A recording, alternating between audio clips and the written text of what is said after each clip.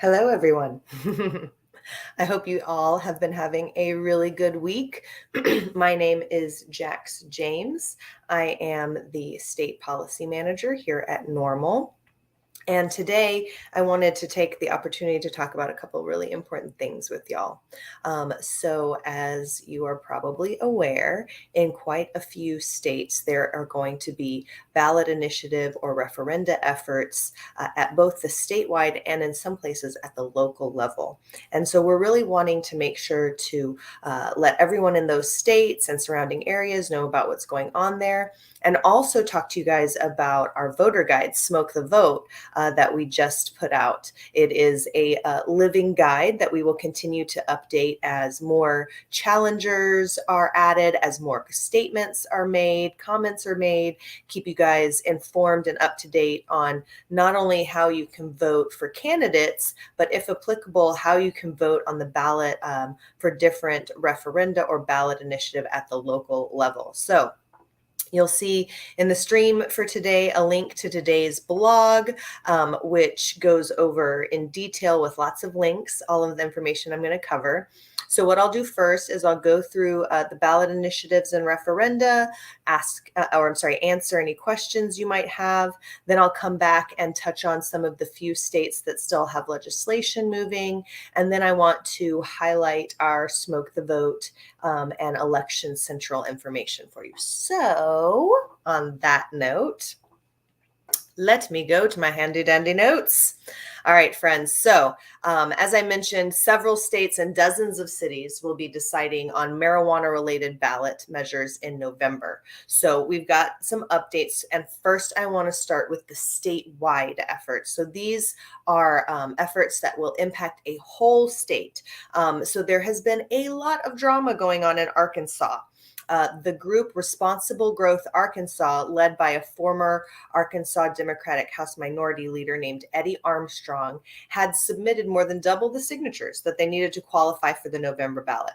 State officials verified those signatures and that they met all of the qualification requirements. Then, days later, the Board of Elections Commissioners voted to deny the measure's proposed ballot title, opining that it doesn't accurately reflect the true scope of the initiative and that some of the elements of the proposal might be confusing to voters. Arkansas advocates then filed a lawsuit against the with the state Supreme Court, challenging this decision. Justices have ruled that the proposal must appear on the election ballot, but they have yet to determine whether those votes will be counted. So while this litigation is happening, it will still continue to go through the process, and based on the decision, the votes either will not be counted. The proposed constitutional amendment would allow adults 21 and older to purchase and possess up to an ounce of cannabis. However, it doesn't address home cultivation, which would not be permitted, and it does not contain provisions that have to do with expungement. Both of these are omissions that have drawn criticism from some activists, which is understandable. So, stay tuned in Arkansas. It looks like it, will be on the ballot, but will those votes count or not? To be determined. So stay tuned. As you guys know, in Maryland, lawmakers approved a constitutional amendment that will be designated as question 4 on the ballot in November, and it will ask, do you favor the legalization of the use of cannabis by an individual who is at least 21 years of age on or after July 1st, 2023 in the state of Maryland? So lawmakers had also put together complementary legislation that kind of defined the framework of possession limits and expunction of past records, etc. If approved by voters, adults will be able to legally possess 1.5 ounces of cannabis or 12 grams of concentrates. Possession above that would be subject to civil fines and some existing penalties. It is of note that lawmakers would still have to come back and enact some additional legislation next session to establish further rules and regulations that will govern the marketplace. So Maryland definitely on the books, has some framework written out for what the program will look like, but legislators will have to come back to address that later as well. Moving on to Missouri, Citizens Initiative there by Legal Missouri 2022 would allow people to purchase, possess, consume, and cultivate marijuana while allowing those with nonviolent marijuana-related offenses to have automatic expungement. If approved, it would broaden industry participation to include small business owners, disadvantaged populations, and that would include those with limited capital, residents of high-poverty communities, service-related veterans, and those who have previously been convicted of nonviolent marijuana offenses. Additionally, it would make some improvements to the state existing medical marijuana program. There was a lot of discussion in the media of if they would have enough signatures, this, that, and the other, and very happy that they were able to come back and qualify enough signatures to get this on the ballot. So everyone in Missouri will have the opportunity to vote on this in November. All right, Nebraska. So Nebraska has Nebraskans for Medical Marijuana, and they've submitted signatures for two separate measures. One is the Medical Cannabis Patient Act, which would protect patients with serious health conditions and their caregivers from arrest. And then the other is the Medical Cannabis Commission Act, which would regulate private businesses to provide medical cannabis to qualified patients. So a little history here. Back in 2020, activists met the signature requirement, but their measure was struck from the ballot after the Nebraska Supreme Court issued an opinion finding that the language violated the single subject rule requirement. So that's why this year there are two separate measures. Now, the organization has turned in over 90,000 signatures for each of the measures. Just a little bit above the 87,000 required to qualify. These signatures are still in the process of being verified by election officials. And in addition to the campaign slim margin on the signatures, activists are also involved in a legal fight over the state's ballot access laws. So stay tuned for Nebraska. Hopefully it will qualify and those signatures will all count, and we'll be able to add them to our Election Central page shortly. But stay tuned if you live in Nebraska. So a few more states to talk about before I come back to the comments and then go into some local things that are coming up on the ballot as well. We've got North Dakota, Oklahoma, and South Dakota to talk about. Excuse me. In North Dakota, New Approach North Dakota, their ballot initiative seeks to legalize the adult use of the sale of cannabis. If voters in the fall approve this measure, it would allow adults 21 and up to have 1 ounce of cannabis and cultivate up to 3 plants in their home. It would also create a process for licensing retail cannabis stores, product manufacturers, testing laboratories, and other types of cannabis businesses. It would further direct regulators to establish rules and implement the program by October 1st, 2023. So we look forward to seeing that on the ballot in North Dakota. In Oklahoma, there have been several efforts, and the one that has qualified so far is from New Approach PAC, which turned in many signatures to the Secretary of State on State Question 820, well above the number of signatures needed to qualify. These signatures are still being verified, but if it does qualify for the ballot, SQ 820 would allow adults 21 and older to purchase and possess 1 ounce of cannabis and grow up to 6 mature plants and 6 seedlings for personal use. The measure would also provide pathways for resentencing and or expunging criminal records. However, since it doesn't alter the Constitution, fewer signatures were needed to place it on the ballot than some of the other efforts that were afoot. Earlier this year, Republican Governor Kevin Stitt claimed that voters were misled when they had previously approved medical cannabis legislation. And in June, he signed legislation imposing a moratorium on the issuance of any new cannabis licenses. While campaigning, Governor Stitt has said that he personally opposes legalization for adults and he would campaign against it. But he also acknowledged that he would respect the will of the voters if they do decide in favor of it. So stay tuned in Oklahoma to see if those signatures qualify and what happens with the other efforts that are going on there. In South Dakota, for the second consecutive election, voters in South Dakota will have a ballot measure to legalize cannabis use for those 21 and up.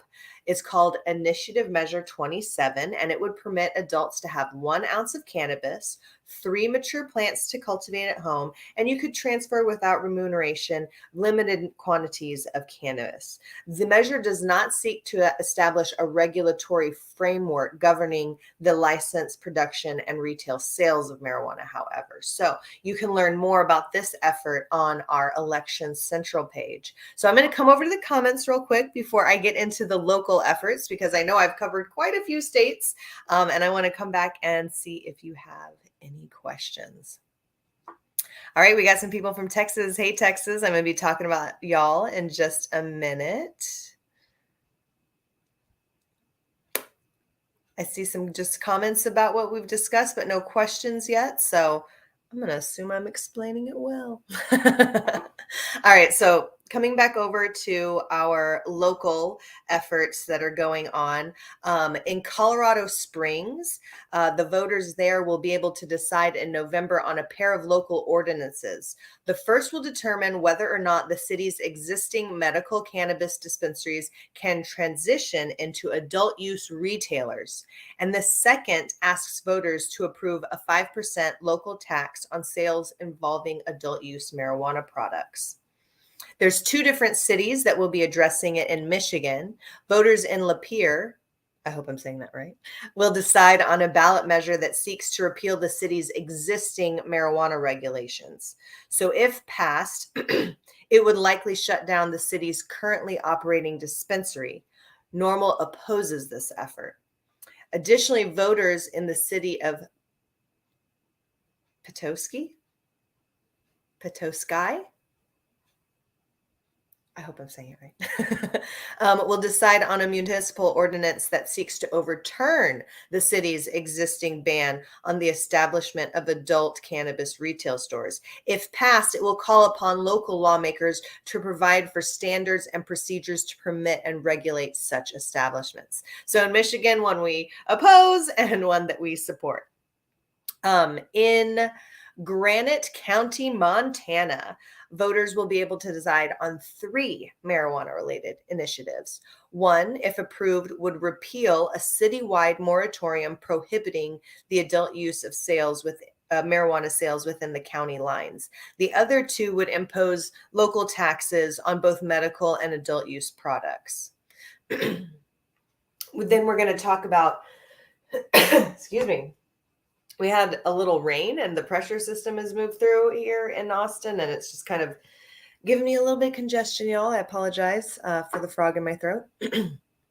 So in Ohio, for more than a decade almost, voters in 24 Ohio municipalities have decided continually in favor of local ballot measures to depenalize activities involving the personal amount or personal use of marijuana. This year, efforts by the Sensible Movement Coalition and NORML Appalachia have successfully petitioned to place questions before the voters that seek to eliminate penalties for possession of misdemeanor amounts in the following townships: Corning, Helena, Hemlock, Kent, Laurenville, Rushville, and Shawnee. So if you live in Ohio and those cities, I encourage you to vote yes for those in November so that you can add your cities to the 24 other municipalities in Ohio. Now then, in Rhode Island, I see someone's telling me how to say it, Petoskey. Thank you. Thank you, John. Petoskey. I got you. All right. In Rhode Island, as you probably recall, state lawmakers legalized the adult use market in May.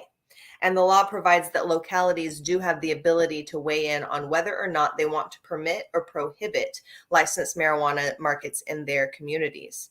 Over 30 communities will decide on ballot measures on Election Day specific to allowing marijuana-related businesses to operate in their towns. Voters will decide yes or no on the question, will new cannabis-related licenses be issued to businesses involved in cultivating, manufacturing, laboratory testing, and retailing of adult-use cannabis? Communities that vote no will no longer be eligible to receive any revenue generated from state licensed marijuana sales. So if you live in Rhode Island, there are a ton of communities trying to do this. I encourage you to go to Election Central, where we have the full list of all the cities outlined there for you. And of course, we will be sending email updates to people who live in those areas. Now then, last one I want to talk about when it comes to these local ballot initiatives is here in my state of Texas. And the only way to change marijuana laws in Texas is through the legislature, which meets every 2 years for approximately 140 days. FYI, coming soon to you in January 2023. However, some localities, or most localities, have discretion for implementing first chance programs, diversion programs, deprioritization, and more. And then there are also cities that are known as home rule cities, and they can pass any regulation or law that they deem necessary unless it's specifically prohibited by state law. Ground Game Texas has been working in several home rule cities across Texas to depenalize the personal cannabis possession. And earlier this year, in my very own city of Austin, Texas, overwhelmingly, voters approved a ballot measure, Prop A, that depenalized marijuana possession and prohibited police from executing no-knock warrants. So in the following cities, there will be measures similar to this to eliminate the enforcement of low-level marijuana offenses. And you can vote for these in November in Denton, Elgin, Harker Heights, Killeen, and San Marcos. So lots of stuff going on in Texas. We will definitely be engaging with people in all of these states and cities to make sure that they are registered to vote. They know when early voting is happening, and that we remind them to get out and vote on election day to make sure that these ballot initiatives move forward. While I'm talking about voting, I did want to direct you guys to the link in this stream, and it talks about our Smoke the Vote Voters Guide. So it has all of the states with different voting records, comments, and information on candidates across the country. Of course, we're going to be keeping it updated. Some states are still going through primaries, and so we will continue to have challengers added to the database, and we will continue to update that. If you have any feedback on a legislator, there's a way to submit that. You can also email us if you have any questions. So I really encourage everyone to go to vote.norml.org and check out the voter guide for your state. In Texas, I will be updating all of those in the coming months because we are putting out our survey, and we will be updating those not only through the texasnormal.org website, but through this widget as well. I also wanted to let everybody know that, let me just go over here real quick. That there is also a way to check your voter registration. If you go to electionnormal.org/election, there's a voter registration link that you can check and verify to see if you are currently registered to vote. So I definitely encourage you to participate in that. I see real quick coming to the comments before I move to legislation in states that's still moving. David Bass, who's a local advocate in Killeen, Texas, and works on veteran advocacy having to do with cannabis, mentions that a public forum on Prop A to decriminalize 4 ounces of flowers on the November ballot in Killeen is going to be at the Lions Club Park Senior Center, October 22nd from 1 to 3 p.m. Thank you for letting us know about that, Dave. I think that's important to anyone who's in Killeen to go and participate in that. Now then, let me see. I see a few people from other states chiming in here talking about legislation, and I see someone from California. First of all, let me let you guys know that not every state is in session right now.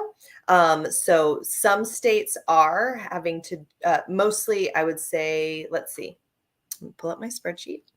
The ones that have not yet finished session, California still has quite a few moving bills. So if you go to normal.org/act and hover over California, you can see all of those bills that you can take action on. The end of the session is in less than 2 weeks. So I strongly encourage everyone in California to go out and advocate for these bills. Some of them have to do with patient protections, expungement, employment rights, and labeling, terminally ill access for patients.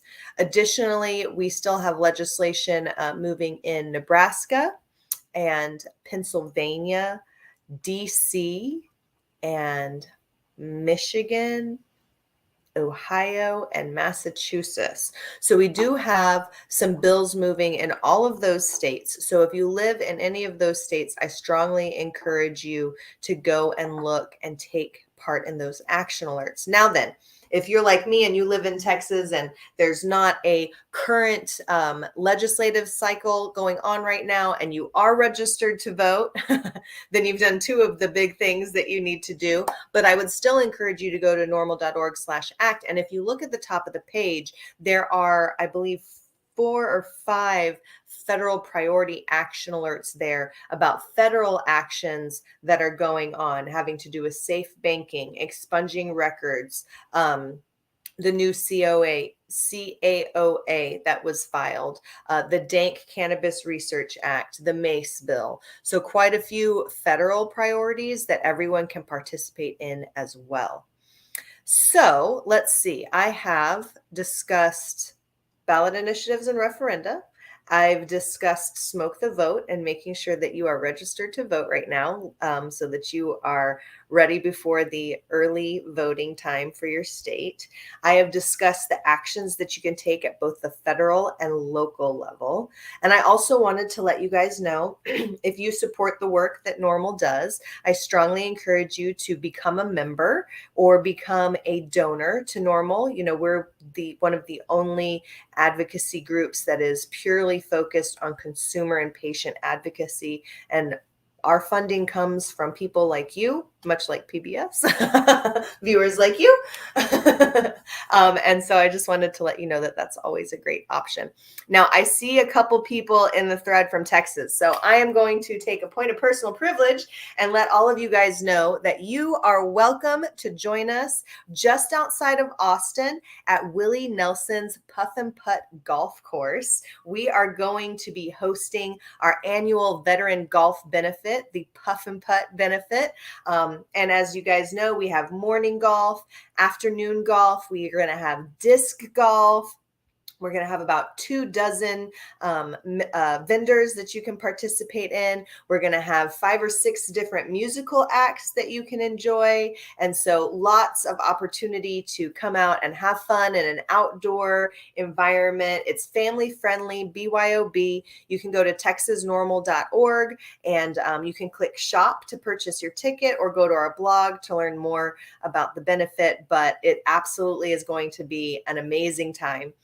So if you have not been before and you live in Texas, I definitely encourage you to come. It is focused on our efforts leading up to the legislative session, specifically focusing on patient and veteran access. You know, working with our veteran allies, we were able to get PTSD added, but I know that veterans will not leave anyone behind and know that it needs to be so much more inclusive here in Texas. So thank you to all of our veterans for the work that they do, and we look forward to supporting you out there. And I think that's all I have about the Puff and Putt. But I just wanted to let everybody know. Oh, did I say the date? That would be helpful. September 17th. If you have morning golf tickets, tea time will be at 8. Otherwise, the doors will open at 11. Music will start at 11:30. Afternoon golf and disc golf will happen. And then we'll announce winners right before the headliner starts at 5. And we'll close up the event right around sunset. So looking forward to seeing you guys. If you remember, we were scheduled for the end of March 2020 and the shutdown happened, and we had to call it off just like a week and a half before the event, which was, of course, disappointing for everyone. And now that the golf course has opened back up officially, we are really happy to be back at Willie's and raising money for cannabis and veterans here in Texas. So on that note, I encourage you guys to click our blog from today to get all of the updates. Make sure you check out Smoke the Vote and Election Central. And of course, become a member of NORML because it's awesome to be normal. All right, guys, it's Friday and it's great to be back with you. I will see you next Friday to discuss any other changes or movement that has happened over the week. So I want to thank everybody who's tuned in and left their comments today, and see you next Friday.